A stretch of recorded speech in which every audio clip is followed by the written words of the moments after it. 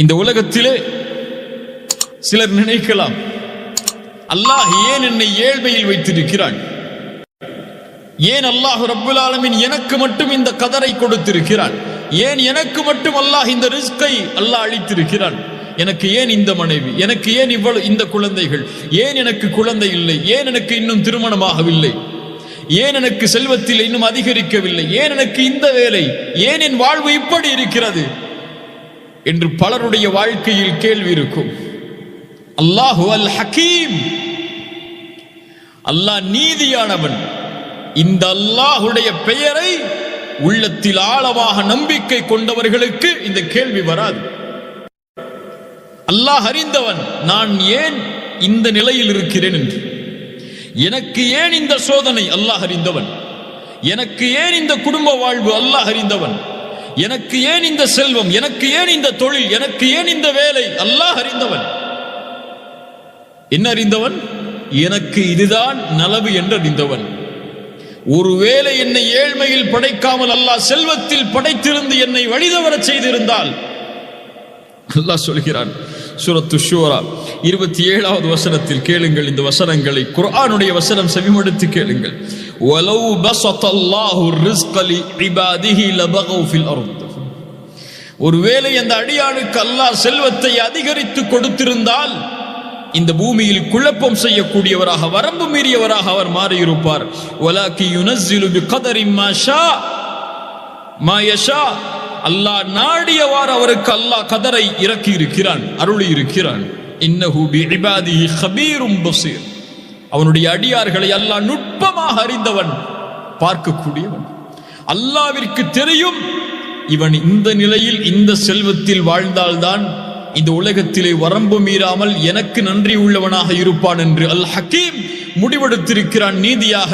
அதுதான் என்னுடைய வாழ்விற்கு ஏற்றது என்றும் அது நலவாகவே அமையும். அல்லாஹுடைய முடிவு ஒருபோதும் அடியார்களுக்கு தீமையாக அமையாது. அல்லாஹுடைய தேர்ந்தெடுப்பு ஒருபோதும், அல் ஹக்கீமுடைய தேர்ந்தெடுப்பு ஒருபோதும் அடியார்களுக்கு தீமை அளிக்கக்கூடியதாக அமைந்து விடாது. அல்லாஹ் சொல்கிறான் சூரத்து தௌபா, சிலர் அல்லாஹ்விற்கு வாக்கு கொடுக்கிறார்கள். லஇன் ஆதானா மின் ஃபத்லிஹி, யா அல்லாஹ் எனக்கு செல்வத்தை நீ அதிகரித்து கொடுத்தால் உன்னுடைய பாதையில் நாங்கள் செலவழிப்போம், நல்ல அடியார்களாக நாங்கள் மாறிவிடுவோம் என்று. செல்வத்தை கொடிய அல்லாஹ், பணத்தை கொடிய அல்லாஹ், நீ கொடுத்தால், நீ என்னை பணக்காரனாக மாற்றினால் நான் உன்னுடைய பாதையில் தான் செலவழிப்பேன் என்று அல்லாஹ்விடத்திலே துஆ செய்கிறார்கள். ஃபலம்மா ஆதாஹும் மின் ஃபத்லிஹி, ஒருவேளை அல்லாஹ் ரப்புல் ஆலமீன் அவனுடைய சிறப்பில் இருந்து அதை அழித்து விட்டால், பகிலு பிஹி, உனக்கு கொடுக்காமல் இருந்ததன் காரணம் அதுதானே, கேட்டாய் கொடுத்தேன், பகிலு பிஹி, கஞ்சத்தனத்தை கடைபிடிப்பான். வதவல்லவ் வஹும் முஅரிதூன், அல்லாஹ்விற்கு யா அல்லாஹ் நீ கொடுத்தால் உன்னுடைய அடியார்களுக்கு கொடுப்பேன் யா அல்லாஹ் என்று கூறினான். ஆனால் அதிலிருந்து திரும்பி அவனே அதை வைத்துக் கொண்டான், வாக்கு மீறினான், புறக்கணித்தான். அதன் காரணமாக அல்லாஹ் அவனுடைய உள்ளத்தில் நிஃபாக்கை மாட்டிவிட்டான். மறுமை வரை அல்லாஹ்வுடைய வாக்குறுதிகளை மீறியதற்காக, பொய் கூறியதற்காக அல்லாஹ்விடத்திலே அல்லாஹ் சொல்கிறான் சூரத்துல் ஃபஜ்ர், فَأَمَّا الْإِنسَانُ إِذَا مَا ابْتَلَاهُ رَبُّهُ فَأَكْرَمَهُ وَنَعَّمَهُ. கண்ணியத்தை கொடுத்தால், அருளை கொடுத்தால், அடியான் சொல்கிறான் அக்ரமன், என் ரப்பு என்னை கண்ணியத்தோடு வைத்திருக்கிறான் என்று. وَأَمَّا إِذَا مَا ابْتَلَاهُ فَقَدَرَ عَلَيْهِ رِزْقَهُ, அல்லாஹ் வழங்கிய ரிஸ்கிலிருந்து குறைத்து விட்டால் அவன் சொல்கிறான் ஆஹானன், என்னை அல்லாஹ் இழிவுபடுத்துகிறான் என்று. சுப்ஹானல்லாஹ், மனிதன் நிலை மாறிவிடும். அல்லாஹ் கொடுத்ததை பொருந்தவில்லை என்றால் நம்முடைய பார்வையில் என்ன? அல்லாஹ் ஏழ்மையில் வைத்திருந்தால், அல்லாஹ் எம்மை செல்வத்தில் குறைவாக வைத்திருந்தால் அல்லாஹ் என்னை சோதிக்கிறான் என்று. அல்லாஹ் எம்மை செல்வத்திலே அதிகமாக வைத்திருந்தால் அல்லாஹ் எமக்கு அருள் செய்கிறான் என்று எண்ணுகிறோம். அப்படி அல்ல. அல்லாஹுடைய விதியில் ஏழ்மை ஒரு சோதனை. அல்லாஹுடைய விதியில் ஏழ்மையை விட மேலான சோதனை செல்வம். செல்வத்தை அல்லாஹ் கொடுப்பது ஒரு ஏழையை விட மிகப்பெரிய சோதனையில் வாழ்பவர்கள் செல்வந்தவர்கள். அவருக்கு தான் ஏழையை விட அதிகமான கேள்வி. அல்லாஹ் சுகத்தை கொடுப்பதும் சோதனை தான், அல்லாஹ் நோயை கொடுப்பதும் சோதனை தான். அல்லாஹ் இந்த உலகத்திலே கல்வியை கொடுப்பதும் கல்வியை எடுப்பதும், சிறந்த ஊதியத்தை கொடுப்பதும், சிறந்த வேலையை கொடுப்பதும், சிறந்த தொழிலை கொடுப்பதும், அல்லது ஒரு குறுகிய வாழ்வாதாரத்தை, ஊதியத்தை, தொழிலை கொடுப்பதும், எல்லா நிலைகளும் இந்த உலகத்திலே சோதனை தான். ஆனால் எப்படி? எம்மை போன்ற இல்ல மஷா அல்லாஹ், அல்லாஹ் பாதுகாத்தவர்களை தவிர அறிவினர்களுக்கு புரியவில்லை அல்லாஹுடைய ரிஸ்க், அல்லாஹுடைய முடிவு என்பது ரிஸ்கில் அல் ஹகீம். அவன் நீதியானவன். எனக்கு எது நலவோ அதைத்தான் அல்லாஹ் மரணம் வரை அமைத்திருப்பான் என்பதை அறிந்தவர் இந்த உலக வாழ்வை கொண்டு ஒருபோதும் கவலை அடைய மாட்டார். அல்லாஹுடைய அந்த ரிஸ்குடைய தன்மையை கொண்டு முழுமையானவர் அல்லாஹுவை ஒருபோதும் குறை கூறியவராக மாற மாட்டார். அல்லாஹுடைய ரிஸ்க் முடிவு செய்யப்பட்டது. அல்லாஹ் எனக்கு குழந்தையை கொடுத்தால் அல் ஹகீம், அல்ஹம்துலில்லாஹ். அல்லாஹ் குழந்தையை கொடுக்கவில்லை என்றால் அல் ஹகீம், அவனுக்கு தெரியும் ஏன் கொடுக்கவில்லை என்று. அல்லாஹ் செல்வத்தை கொடுத்தால் அல் ஹகீம், அல்லாஹ் கொடுத்தது, எனக்கு செல்வத்தை கொடுத்திருக்கிறான், நான் அதில் அல்லாஹ்விற்கு நன்றி உள்ளவனாக இருப்பேன் என்று.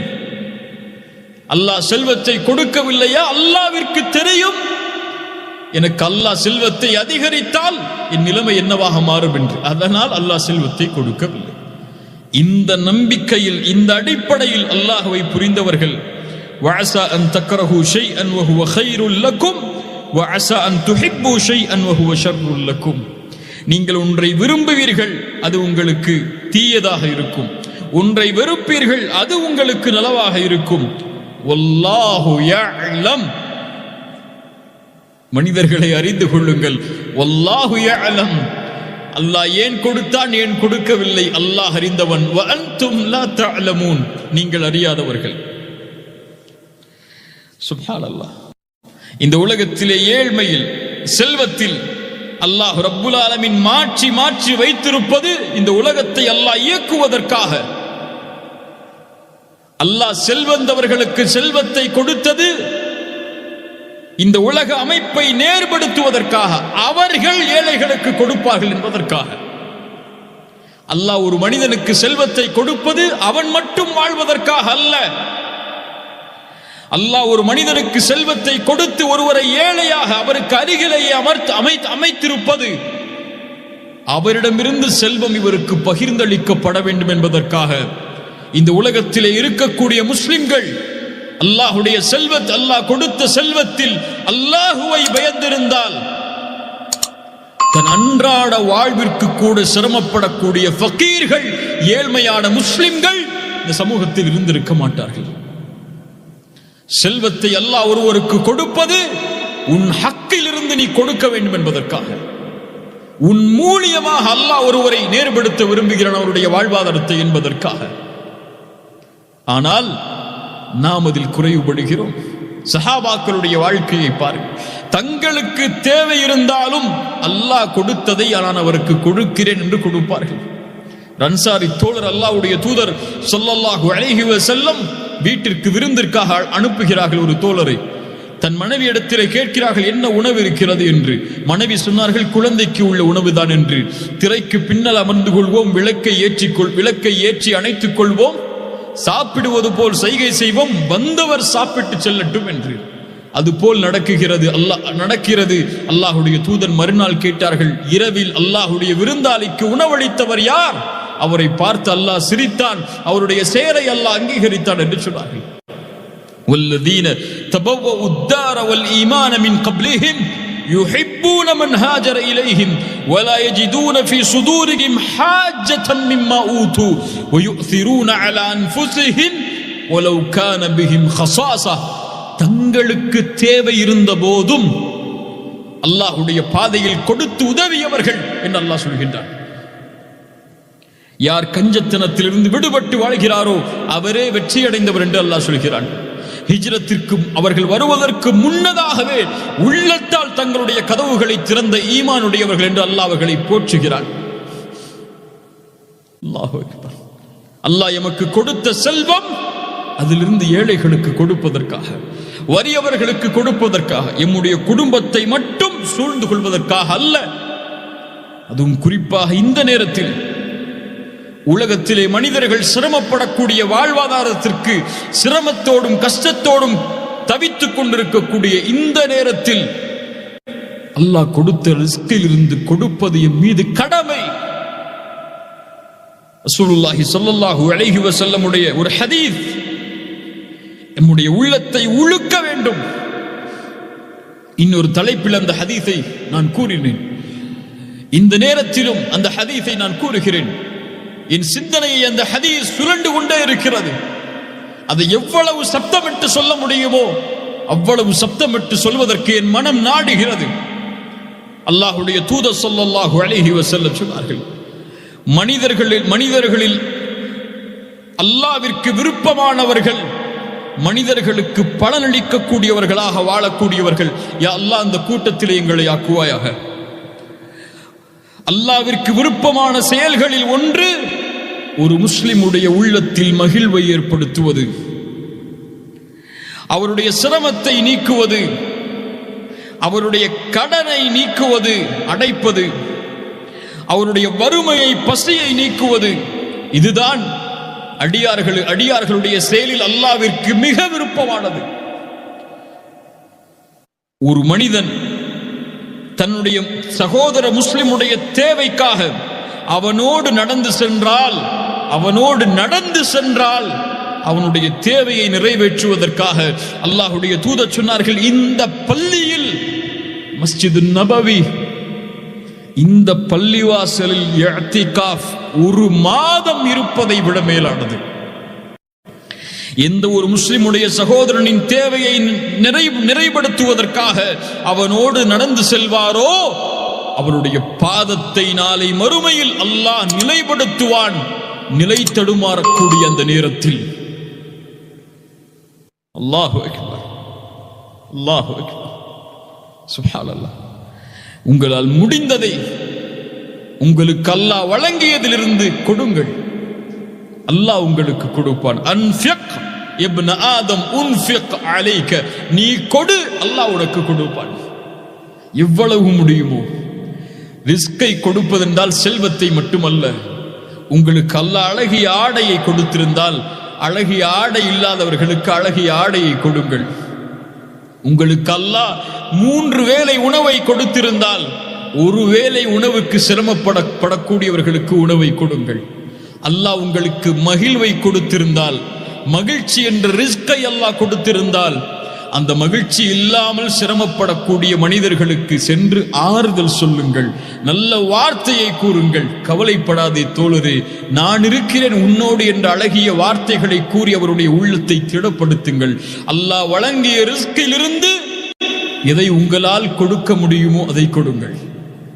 அல்லாஹ் அதை நேசிக்கிறான், அல்லாஹ் அதை விரும்புகிறான். ரசூலுல்லாஹ் சொன்னார்கள், ஒரு மாதம் மஸ்ஜித் நபவியில் இஅ்திகாஃப் இருப்பதை விட மேலானது ஒரு சகோதரனின் தேவைக்காக அவனோடு நடந்து சென்றான். அல்லாஹு அக்பர். இந்த தீனுடைய அழகை பாருங்கள், அல்லாஹ் கொடுத்த இந்த மார்க்கத்துடைய நிலையை பாருங்கள். இன்ன காரூன கான மின் கௌமி மூசா, காரூனை பற்றி அல்லாஹ் சொல்கிறான். மூசாவுடைய சமூகத்தில் வாழ்ந்தான், எல்லை மீறினான். அல்லாஹ் அவனுக்கு பல கஜானாக்களை கொடுத்திருந்தான். அவனுடைய சாவியை பல சக்தி உள்ளவர்கள் சுமந்து செல்ல வேண்டும். அந்த சமூகம் அவனிடத்திலே சொன்னது, பெருமை கொள்ளாதே, இன்னல்லாஹ லா யுஹிப்புல் ஃபரிஹீன், பெருமை கொள்பவர்களை அல்லாஹ் ஒருபோதும் நேசிப்பதில்லை. வப்தகி ஃபீமா ஆதாகல்லாஹு அத்தாரல் ஆகிரா, அல்லாஹ் கொடுத்ததிலிருந்து நீ செலவழித்து மறுமைக்காக உன்னை தயார்படுத்திக் கொள் என்று சொன்னார்கள். வலா தன்ஸ நஸீபக மினத் துன்யா, இந்த உலகத்திலே உன்னுடைய பங்கையும் மறந்து விடாதே.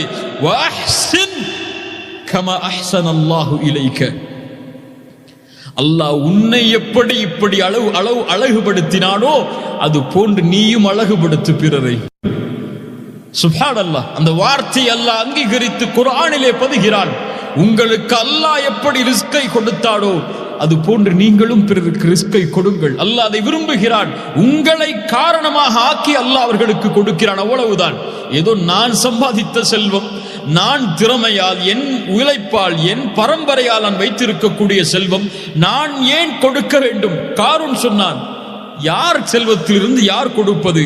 இன்னமா ஊதீதுஹு அலா இல்மின் இந்தி, என்னுடைய கல்வியால், என்னுடைய இல்மால் சேகரித்த கஜானாக்கள் இது என்று சொன்னான். அல்லாஹ் அக்பர். நான் ஏன் கொடுக்க வேண்டும் என்று கேட்டான். பெருமை கொண்டான். அல்லாஹ் அவனை பூமிக்குள் புதைய வைத்தான்.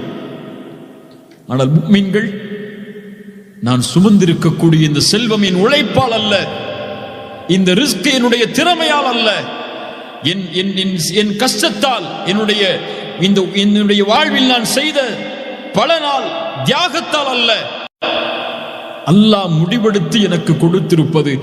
என் செல்வம் அல்லாஹ் கொடுத்தது. இதிலிருந்து நீ கேட்டால் கொடுக்காமல் இருப்பதற்கு நான் யார் என்று அல்லாஹுடைய பாதையில் செலவு செய்வார்கள். அவர்கள்தான் சஹாபாக்கள். அவர்கள்தான் அவர்களை பின்தொடரக்கூடியவர்கள்.